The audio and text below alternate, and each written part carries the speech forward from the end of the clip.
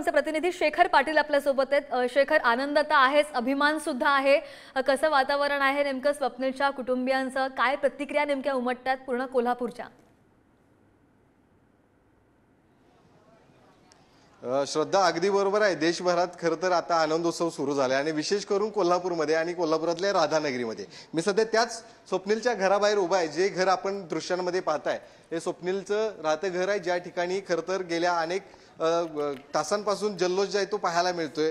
अनेक जण जे आहेत ते त्याची मॅच पाहण्यासाठी या ठिकाणी दाखल झाले होते। त्याचे मित्र आहेत, त्यांची खरं तर शेजारी आहेत, गावकरी आहेत। आपण जर बघितलं तर मोठ्या प्रमाणात उत्साह जल्लोष देखील गेल्या काही वेळापासून ही सगळी मॅच जे पाहत होते। काही चिमुकली देखील तिला शुभेच्छा देण्यासाठी आल्या। संपूर्ण मॅच पाहिली सांगताना इतका आनंद होत आहे की आज आमच्या गावातील स्वप्नील दादाने भारताला ऑलिम्पिक स्पर्धेमध्ये कांस्य पदक मिळवून दिले आहे। त्याबद्दल त्याचे हार्दिक अभिनंदन। आणि तो आमच्या गावातील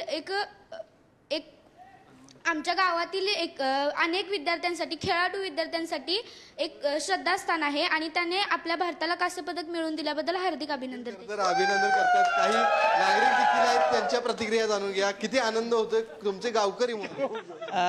कांबळवाडी बरोबर त्यांनी आपल्या भारत देशाचंही नाव, आम्हाला 100% खात्री होती की याच्या आधी ज्या स्पर्धामध्ये तो क्वालिफाईड झाला त्यामध्ये त्यानं कोणतं ना कोणतं सुवर्ण पदक असेल, कांस्य असेल, ते पदक जिंकलेलं आहे। आणि आता सुद्धा आम्हाला 100% खात्री होती की पदक हे नेहमी तो 100% जिंकणारच। आणि त्याची कोल्हापूर पासून ती कांबळवाडीपर्यंतच्या मिरवणुकीसाठीचीच आम्ही तयारी करत होतो की पदक जिंकेल किंवा नाही हे आम्हाला 100% माहित होतं की हा पदक जिंकणारच। त्यामुळे आपण पुढची तयारी केली पाहिजे। जल्लोषची तयारीसाठी आम्ही सर्वजण सकाळी 6 वाजल्यापासून इथं तयार होतो। नक्कीच खरं तर कसा आनंद व्यक्त करतोय एक गावकरी म्हणून, मित्र म्हणून? नमस्कार। हा खेळाडू जो आहे कोल्हापूरचा खेळाडू आहे, ह्या मातीत रंगलेला खेळाडू आहे। या वाघाने आपल्या भारत देशाचं नाव लौकिक केलं, त्याचा आम्हाला अभिमान आहे। आणि आम्ही सर्व गावकरी, कांबळवाडी गावकरी आज आम्ही आनंदात, उत्सवात इथं आम्ही जल्लोष करत आहे।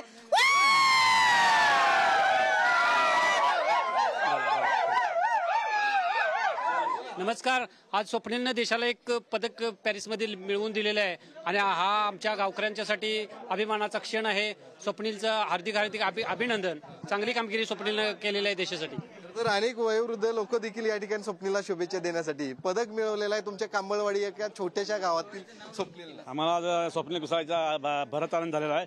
भारत देशामध्ये नाव लौकिक केलेलं आहे, तर त्याचा आम्हाला अभिमान आहे। किती आनंद होतोय? हा चांगलं। खरं तर श्रद्धा, बघितलं तर मोठ्या प्रमाणात ही सगळी गावकरी इथं जमलेले, त्याच्या घराबाहेर खरं तर ही सगळी लोक आहेत। आणि नक्कीच गेल्या पदक मिळाल्याची बातमी जेव्हा कानावर पडली तेव्हापासूनचा हा आनंद जो आहे तो गावामध्ये संपूर्ण पाहायला मिळतोय। त्याचे घरचे देखील त्या ठिकाणी आनंदात आहेत। त्यामुळे हेच वातावरण जे आहे ते आता संपूर्ण कोल्हापूर आणि देशभरात सध्या पाहायला मिळते। बरोबर आहे शेखर, आपण पाहतो या गावकऱ्यांचा उत्साह शिगेला पोहोचलेला आहे। मात्र स्वप्नील जेव्हा स्वगृही परतेल तेव्हा त्याचं स्वागत कशा प्रकारे यांच्याकडून करण्यात येणार आहे ते सुद्धा विचारूयात आपण त्यांना।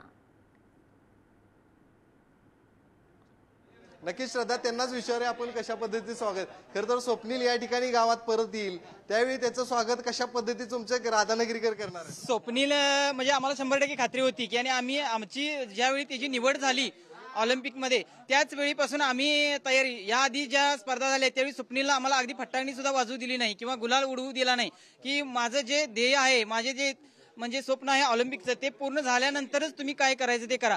म्हणून आम्ही त्यासाठी कोल्हापूरहून कांबळवाडीपर्यंत त्याची हत्तीवरून मिरवणूक काढणार आहे। हे आमचं हत्तीवरून मिरवणूक काढणार सांगताय, कशा पद्धतीने स्वागत तुम्ही सांगता? हत्तीवरून मिरवणूक काढण्याचं जे पराक्रम आहे तो स्वप्नीलनं करून दाखवलेला आहे या ऑलिम्पिकमध्ये पदक मिळवून।